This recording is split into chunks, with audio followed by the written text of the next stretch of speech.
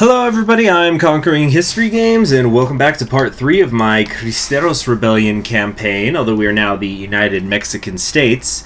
So I'm recording this after the second episode has gone up. I wanted to give people time to look at the video and see if there was going to be a general consensus on which Mexico path you guys wanted me to take. There very much has not been a consensus. Definitely arguments have been made for both sides. So I spent a little time taking a look at both of these paths that we could take, either the Bonn victory or the UNS takeover.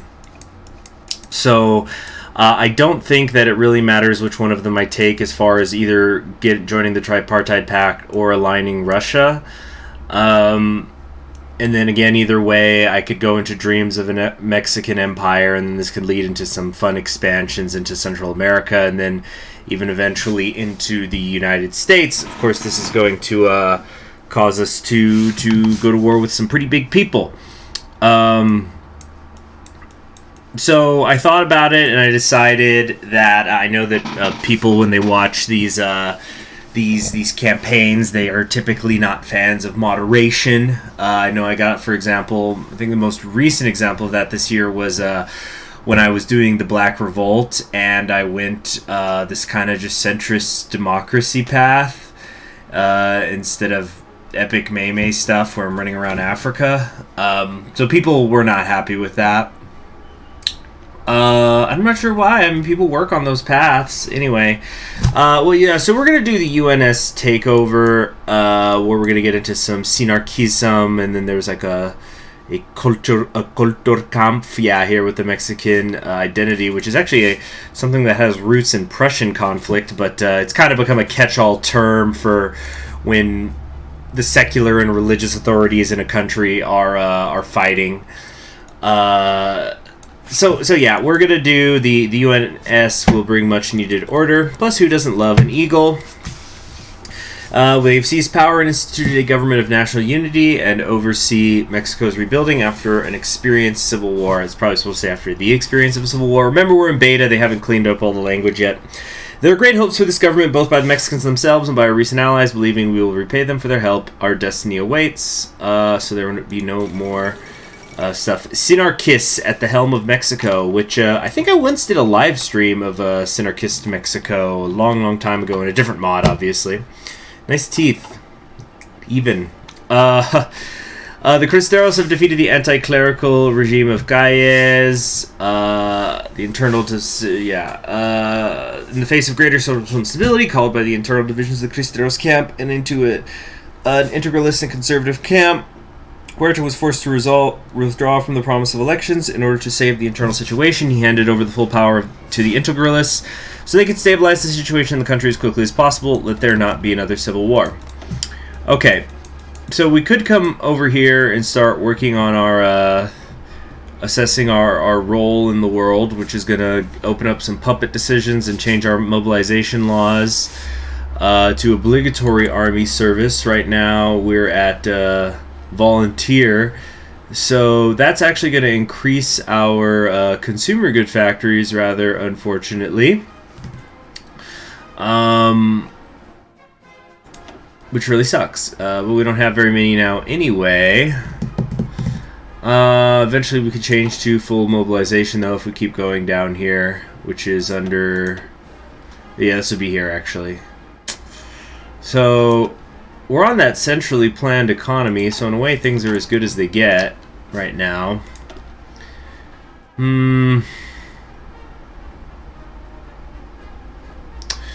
Ratify the Tripartite Pact. I think that's actually, we're going to form it, because right now Italy's not in one. So I think like we'll approach Italy and say, do you want to be our leader? Can we send volunteers out here? No. The world tension is nowhere near where it needs to be. Integralismo. So then maybe we should focus on our economies first. Economy first. But we'll do this takeover. Giving power to integralist circles seems to be a risky, albeit sensible decision on the part of our current dictator Huerta. The strength and firmness expressed by their movement is crucial if we want to oppose external enemies, because they never sleep. So this will help us in a few different ways, including opening some decisions.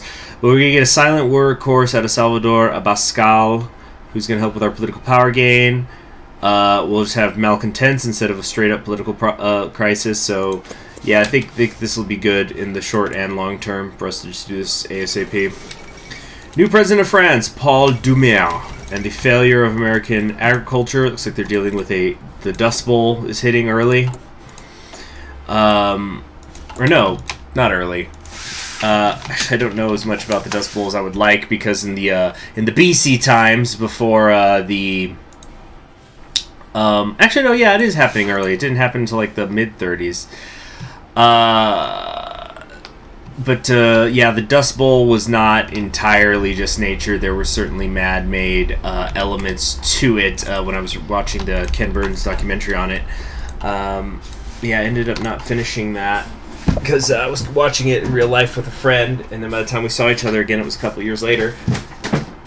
And we didn't really want to watch a documentary about the Dust Bowl in the middle of, some of our own current crises. But yeah, I think it's happening early here. Empire State Building has been made.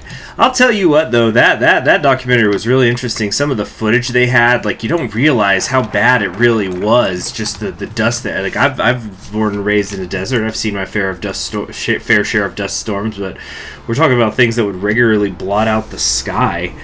Army is part of the separation of powers. This is going to give us a bunch of bonuses, including some daily Army experience gain. That's pretty good. Yeah, let's get this early so we could start making templates later, although we already start with a decent amount. And we still have Huerta in the government here, I think. Or, what? Is there a mistake? Yeah, oh, yeah, right here. He's our infantry expert, so that's helping with Army experience gain as well, once it starts. Dilemma in the Austrian Parliament. The Chancellor is announcing bankruptcy of the Archduchy of Austria. Oh, goodness. Crises are taking tolls on the economy. Everyone's expecting Germany's reaction now. This is some papal stuff. I don't think it concerns us. Actually, no, we're Catholic. I should have read that. I'm sorry. There's a coup that's happened in the free city of Trieste.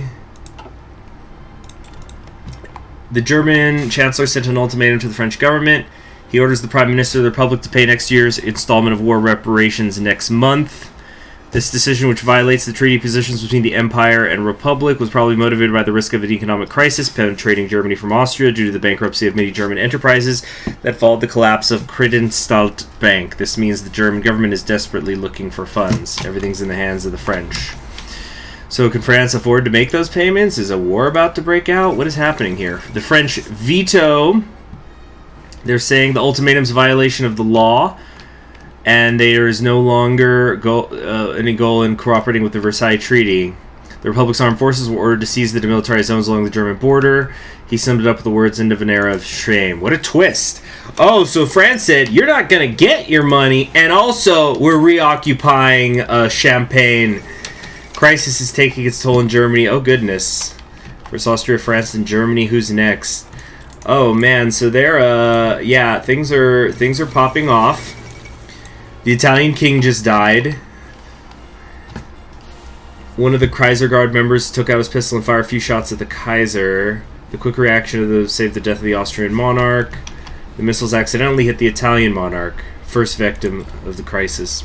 And meanwhile, in the UK, there's bother going on. There's a well-known politician, Winston Churchill, announcing the London Stock Exchange is safe. He personally bought shares worth £30 in total today. Wow. Intriguing. So yeah, things are going on out there, and this is all new to me. I don't know where all this is going. The gay king of Italy, the coronation of the sun took place. Yeah, so it's now Umberto. Meanwhile, entrepreneurs and investors from all over the world have spent nervously the last few days waiting for fewer development events related to the economic crisis spreading throughout Europe. When the news began coming this morning about more and more British companies bankrupting in Germany, panic broke out. May 29th, 1931 will be remembered as Black Friday, and the whole event will soon be remembered as Panic 1931. There's the bankruptcy of an Austrian bank. It's led to the collapse of the London Stock Exchange, and Wall Street and St. Petersburg stock exchanges will soon follow. The world we know is falling apart. We can no longer stop it. Oh boy, it's definitely popping off.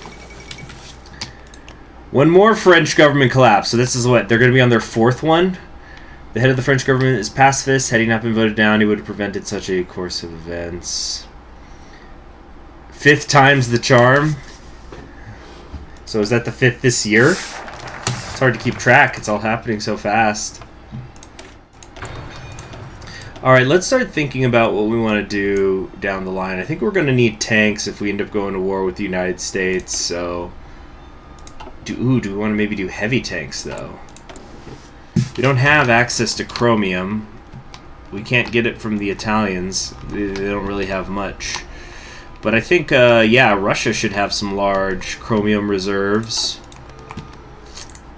That might be not realistic at all, though, to hope to economically keep up with the United States. Yeah, they have about 200, possibly, factories, and I've got 13. Excuse me. No way we're winning this without an ally. So, maybe I could hope to just go in, though, on those, just a few key divisions of tanks, and have my allies fill in the front lines with their masses of infantry. Religious principles, Christian trade unions, that's going to help with political power. We also should have some new decisions. Integralist policies, war support gain, stability. Don't really like any of these, so we probably won't be using them. But let's get that trade union reform. The Cristeros revolution was primarily a manifestation of the religiosity of Mexicans. It is imperative we redress the damage the Calles government has done to our society that we live in. Let's see, the medium tanks go for a bit. Yeah, let's start making our way over to those medium tanks. Al Capone has been convicted for tax evasion. Gotta pay those taxes, people. What was that one Joker comic people always show? Like, even he won't take on the IRS, so... that's it. There's no more free Trieste. Italian armed forces invaded it and seized it. It was indeed short-lived. Okay, well, no more crisis, I guess.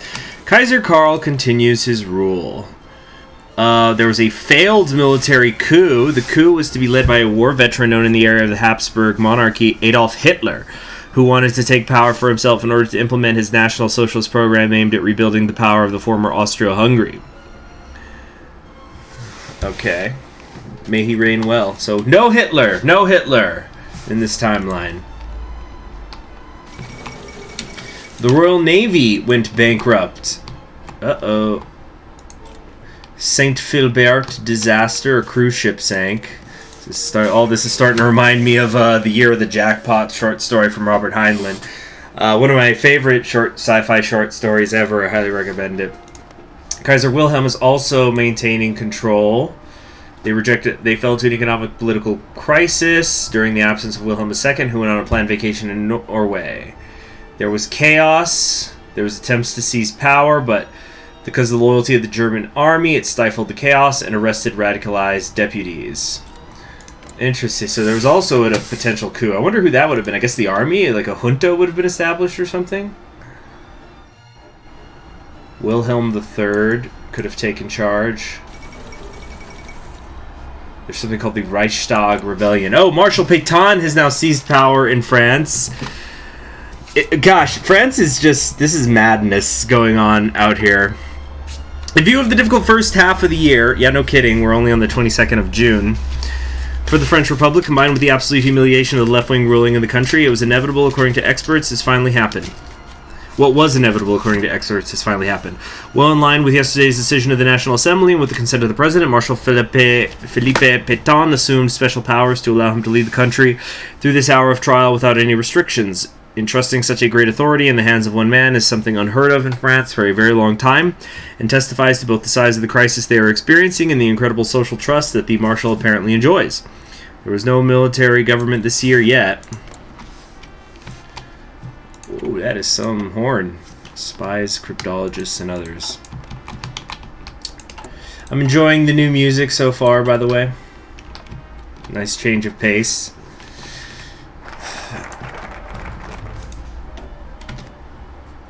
But we got to get our economy up and running. So there, we got a decent amount of political power coming in now. Church subsidies. We'll lose 400 political power when we do that in order to get our way towards funding research complex. Damn. Okay. Civil war has ruined Mexico completely. Our country's international debt that we have inherited is impossible to pay. A radical measure must be taken, which is the nationalization of the oil refineries and of our country's oil reserves if we ever plan to bounce back. So this is going to give us synthetic research bonuses, 300 political power, economic decisions. Coahuila will get 2 refineries, some civilian factories, infrastructure. The United States of America is going to get pissed. The United Kingdom is going to get pissed. The Netherlands is going to get pissed. And it's going to cause a crisis in oil markets. Wow. By the way, yes, it is a Castilian accent. They have a little bit of lisp in there. Uh-oh, Italy just joined the Reichstag. Does that mean I can't do the tripartite thing? War between Austria, emotions are turbulent period. Crowning achievement is news of Italy has joined the Reichspakt. The old alliance is restored. Wow. Okay. Yeah, I think that might lock me out of joining this pact. Well, they're independent. Huh. Will they just say no? And if they say no, can I then just align with Russia anyway? Russia would give me the infantry I need. And plus, Russia, in terms of geography, seems to be the biggest power in the world. They might have the factories to keep up with the United States. Uh-oh, there's been tragedy. Tsarevich Alexei, the only son of Tsar Nicholas, who himself has not been seen recently. Alexei was joined... Yeah, there was the death. He was joined by George Mikhailovich, who were headed towards Moscow from St. Petersburg to celebrate Mikhailovich's graduation. However, on the way there, tragedy occurred as they swerved off the road, hitting a tree, killing Alexei almost straight away. Mikhailovich survived the initial crash and was hospitalized, however, also died this morning as a result of the injuries he sustained from the accident. Right now, the Romanov dynasty is shaken as their 300-year rule loses its only male heir. Wow, okay. He would have been in his 20s now, right? Alexei? So we're starting to get our hands on some stuff here. War support. This is what I'm looking for. Victoriano Ramirez. He's going to help with experience gain. Although I already have enough army experience. Maybe there's something better I could be doing. There's heavy equipment, but none of these are giving direct tank research speed, which is very annoying. But we can get buffs. So I guess we'll do medium tank manufacturer, soft attack, hard attack, reliability. That reliability is actually going to be really important, I think. Well, actually, maybe I should have done some of this stuff for the economy. Oi! Crisis in the oil market, so I just triggered it. The end of the Mexican Civil War, which for several years managed to arouse great emotions around the world, was fought not only for religious but also economic motives. The Cristeros camp, which then challenged Calles, was one of its main demands, announced the need to nationalize Mexican deposits of natural resources so they would begin to serve the nation, not foreign shareholders. The ambitions that flared up then, today in the face of the domination of the right-wing parties in Mexico, have just been realized. Another blow to the international finance. Hey, Caesar, what's up? Okay, austerity. So this is just going to help me in a bunch of ways, fixing up the decades of unrest. Yeah, this is just lots of really bad effects. If we look at our logistics, actually we're kind of doing okay, but not so much with the anti-tank. Are we even building anti-tank? No, we don't have factories for it. We've only got 3 military factories. Uh-oh! The death of Tsar Nicholas! Right after his heir died. What's going on here? The Winter Palace was quite... You see, this is great, because Mexico, we're just kind of rebuilding. We had a fun start with the Civil War, and now while we rebuild and nothing much is going on directly in the country as far as moving troops around, we could get to focus on what's going on in the rest of the world. I think I made a good choice for Starter Nation. By the way, I like these colors here for Sweden and Norway. The Winter Palace was quiet this morning as it was announced that Tsar Nicholas had passed away from his newly revealed lung cancer, discovered only a few months prior, and kept secret until the very last days in order not to destabilize Russia more. The officials in St. Petersburg announced that the ailing Tsar was surrounded by friends and family until the very end, with the Tsar suffering so much that he had lost the ability to stand anymore. The detail that the people at the palace did not know yet was who would be the next Tsar of Russia. Nicholas had invited Prince Ionin Konstantinovich to the palace a month earlier, appointing him as his successor before passing. Nicholas uttered the words, "Lord, save Russia and bring her peace. Russia is shaken." So, Ionin the First. Let me refer to my European family tree chart here, although I don't know if he's actually on it. No. Okay, so I might need to look up... Well, I guess it's probably going to say here. Saint Hero, born on June 23rd, 1886. Oh, so he's not exactly a spring chicken. Tsar Ionin Romanov is called by some Tsar by chance due to an unfortunate coincidence that pushed him to this honorable position. Despite this, Ionin enjoys considerable popularity in Russia, both among political and social circles, as well as among ordinary citizens. Known as a God-fearing and brave man, he gained fame on the fronts of wars with Austrians and Ottomans. Today he has to deal with the problems that his predecessors left him. And although they seem quite overwhelming, there are still many people in Russia willing to help the Tsar overcome them. Yeah, I need to look this guy up. I'm not entirely sure where he fits in the family tree off the top of my head. Okay, so I think historically he was already dead.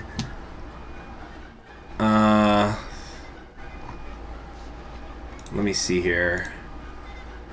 Okay, I'm going off of findagrave.com. So he died in 1980 after he was... okay, so hold on a second.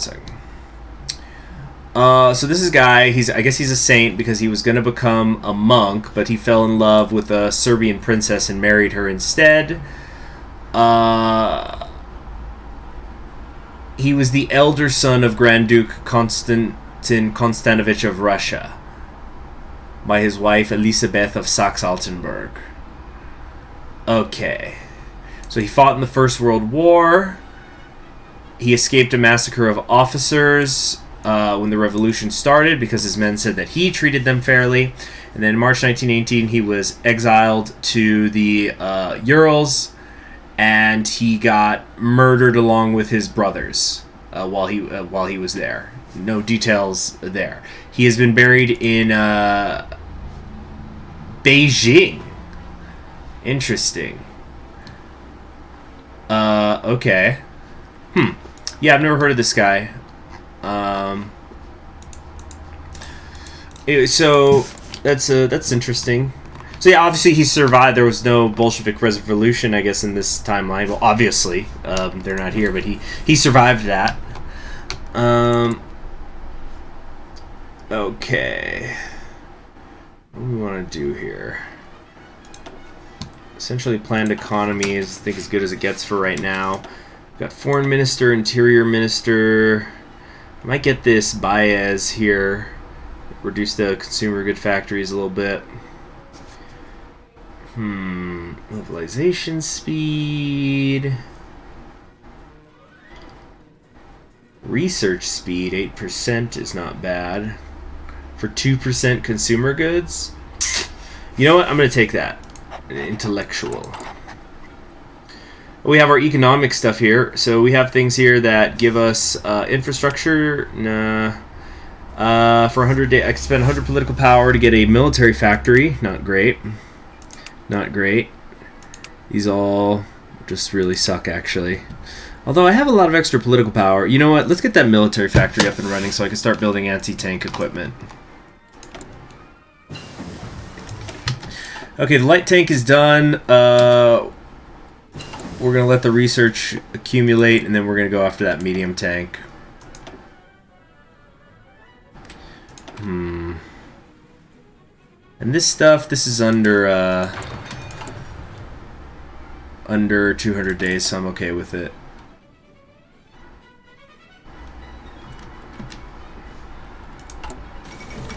New Emperor of Russia. He got crowned. Yeah, that's It's just the coronation has actually happened, that's all. Alright, austerity is done. So now we have to choose, we want to pay compensation, which will cost us 500 political power, changes our economy law to interventionism and a regulated market, but then we'll get non-aggression pacts with these people. No. No compensation for parasites, which changes our economy to statism. Which is still worse than what it is now. A lot of this stuff hurts my political power. Mexico Central Bank. This will give me 200 political power. Industrial boom. Oh, wow. We're going to get like 16 civilian factories once we come down here. Partial autarky. Consumer goods, 3%. Increased ambition. Political powers there. This is also political path to prosperity. You know what? We're not going to do the compensations because I plan on going to war with the United States eventually, so this is a no-go. No compensation for parasites. What they say about us on international markets is not important to us now because as a result of the Panic of 1931, the markets are on fire anyway, and the powers have more serious problems on their mind. It is necessary to use the funds acquired skillfully to rebuild our country and to lay the foundations for our future. Skillfully. I'm nationalizing the oil. Oh, outskilled, outplayed. 10,000 IQ brain, 27D chest, no scope. What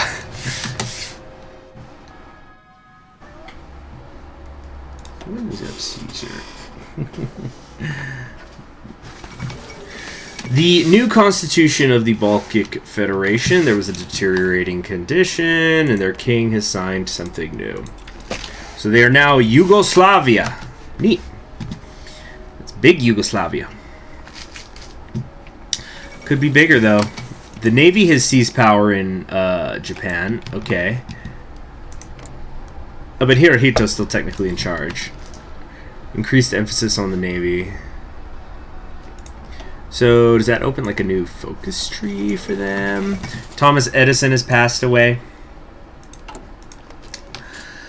I recently picked up the bio on Edison written by Edmund Morris, who did the Theodore Roosevelt biography that's really praised. The 84-year-old inventor died yesterday in a coma associated with diabetes complications. This frightening... Oh my god, I left something on in the kitchen. Hold on. Okay, I'm back and not everything's on fire. So, anyway, yeah, I picked up this guy's biography recently. They were doing it on sale, I guess because the author passed away. They're like, yeah, put it on sale. He's not getting any money now. Yeah... Mixed emotions. Why is this frightening news? Even President Hoover himself will attend funeral ceremonies. Warning: the greatest adventure of our time.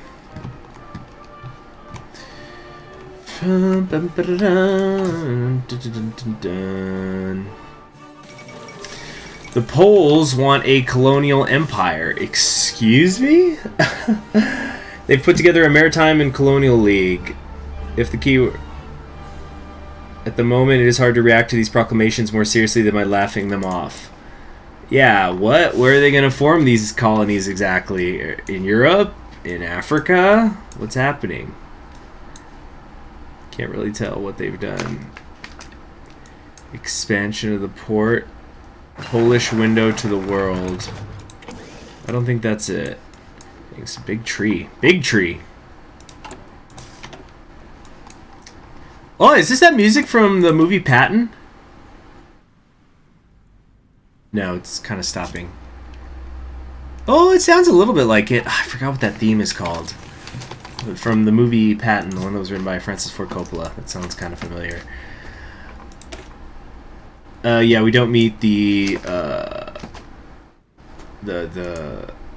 requirements. So I guess we're going to align with Russia. But let's keep working on our economy in the meantime.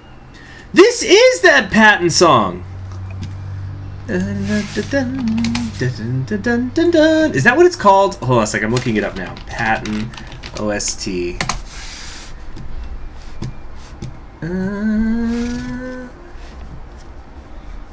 Is it Attack? The March? Anyway, where was I? Lucrative possibilities, public infrastructure. I think we're going to grab mixed economy policy to get protectionism for our trade law.